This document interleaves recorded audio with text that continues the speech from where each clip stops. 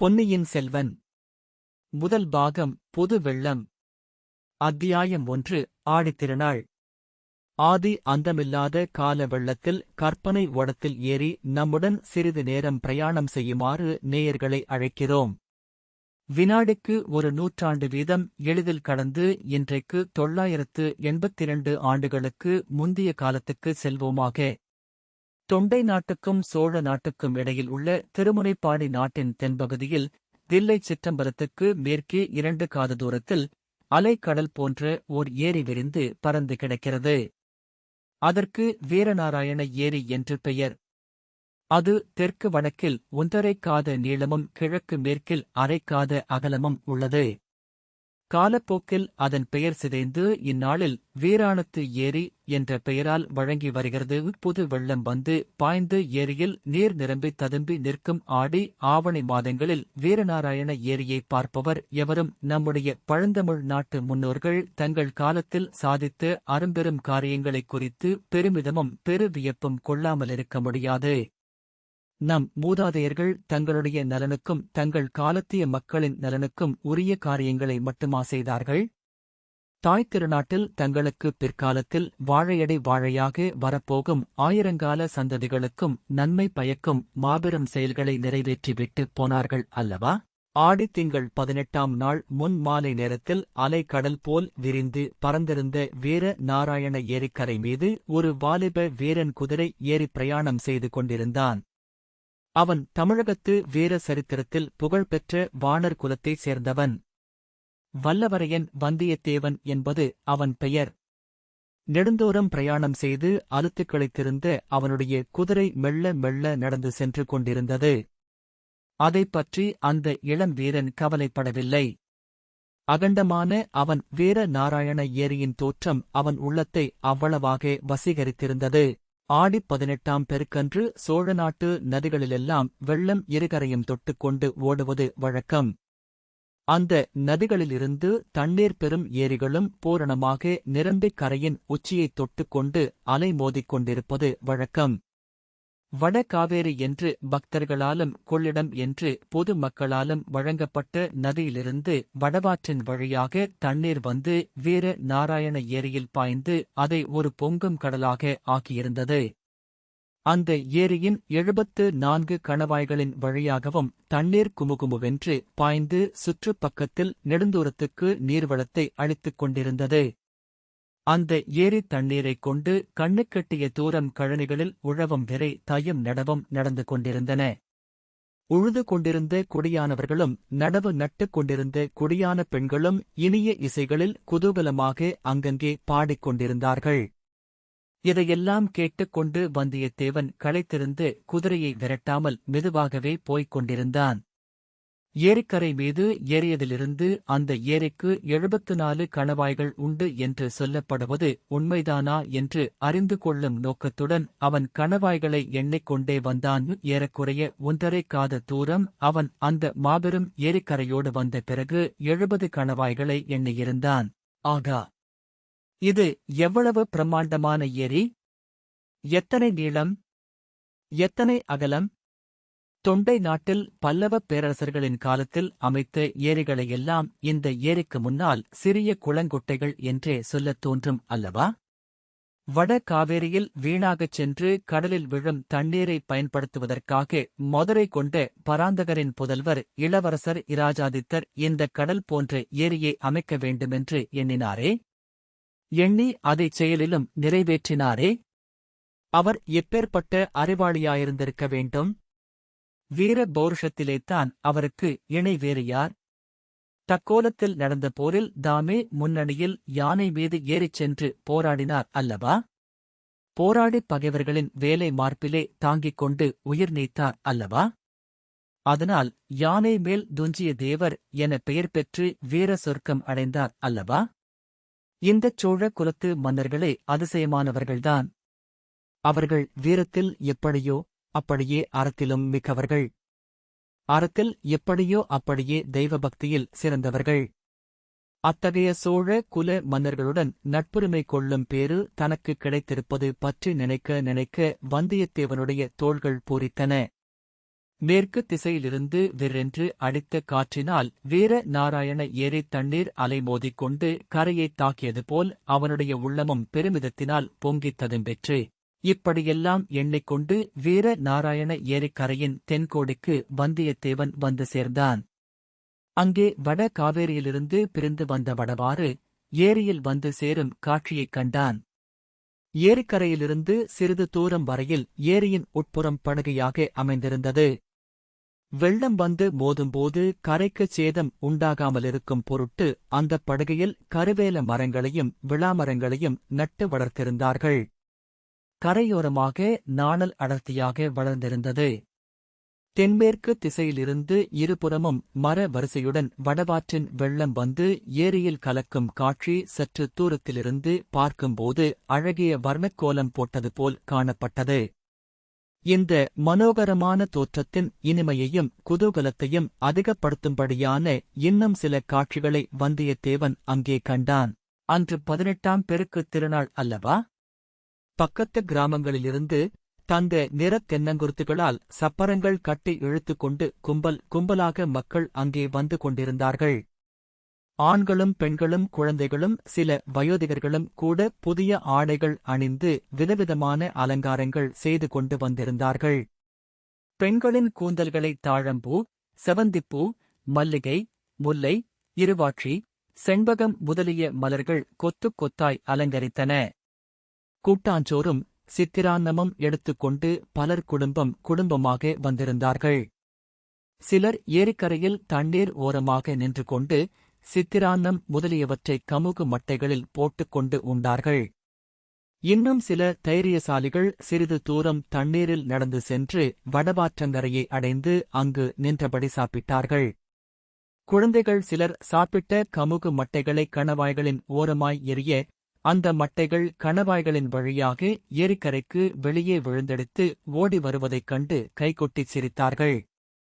ஆடவர்களில் சில வம்பக்காரர்கள் தங்கள் காதலிகளின் கூந்தல்களில் சூடியிருந்த மலர்களை அவர்கள் அறியாமல் எடுத்து கணவாய் ஓரத்தில் விட்டு ஏரிக்கரைக்கு மறுபக்கத்தில் அவை ஓடி வருவதைக் கண்டு மகிழ்ந்தார்கள். இதையெல்லாம் பார்த்துக் கொண்டு சிறிது நேரம் வல்லவரையன் அங்கேயே நின்று கொண்டிருந்தான். அங்கு நின்ற பெண்களில் இனிய குரலையுடைய சிலர் பாடுவதையும் காது கொடுத்துக் கேட்டான். அவர்கள் ஓடப்பாட்டும் வெள்ளப்பாட்டும் கும்மியும் சிந்தும் பாடினார்கள். வடவாறு பொங்கி வருது, வந்து பாருங்கள் பள்ளியரே, வெள்ளாறு விரைந்து வருது, வேடிக்கை பாருங்கள் தோழியரே, காவேரி புரண்டு வருது, காண வாருங்கள் பாங்கியரே என்பன போன்ற வெள்ளப்பாட்டுக்கள் வந்தியத்தேவன் செவிகளில் இன்ப வெள்ளமாகப் பாய்ந்தன. வேறு சிலர் சோழ குல மன்னர்களின் வீரப்புகழைக் கூறும் பாடல்களைப் பாடினார்கள். 32 போர்களில் ஈடுபட்டு உடம்பில் 96 காயங்களை ஆபரணங்களாக பூண்டிருந்த விஜயாலய சோழனின் வீரத்தை சில பெண்கள் பாடினார்கள்.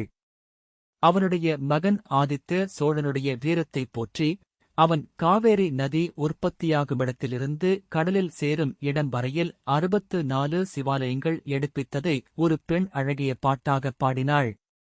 ஆதித்தனுடைய மகன் பராந்தக சோழ மகாராஜன் பாண்டியர்களையும் பல்லவர்களையும் சேரர்களையும் வென்று ஈழத்துக்கு படை அனுப்பி வெற்றி கொடி நாட்டிய மெய்க்கீர்த்தியை இன்னொரு பெண் உற்சாகம் ததும்பப் பாடினாள். ஒவ்வொருத்தியும் பாடிய போது அவளைச் சுற்றிலும் பலர் நின்று கேட்டார்கள். அவ்வப்போது ஆ ஆ என்று கோஷித்து தங்கள் மகிழ்ச்சியைத் தெரிவித்துக் கொண்டார்கள். குதிரை மீது இருந்தபடியே அவர்களுடைய பாடல்களைக் கேட்டுக் கொண்டிருந்த வந்தியத்தேவனை ஒரு மூதாட்டி கவனித்தாள். தம்பி, வெகு தூரம் வந்தாய் போலிருக்கிறது.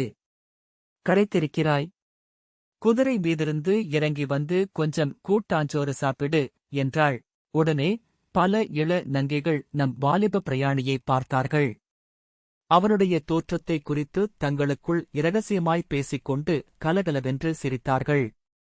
வந்தியத்தேவனை ஒரு பக்கம் வெட்கமும் இன்னொரு புறம் குதூகலமும் பிடுங்கித் தின்றன. அந்த மூதாட்டி சொற்படி இறங்கிச் சென்று அவள் தரும் உணவை சாப்பிடலாமா என்று ஒரு கணம் சிந்தித்தான். அப்படிச் சென்றால் அங்கே நின்ற இளமங்கைமார்கள் பலரும் அவனைச் சூழ்ந்து கொண்டு பரிகசித்து சிரிப்பார்கள் என்பது நிச்சயம். அதனால் என்ன?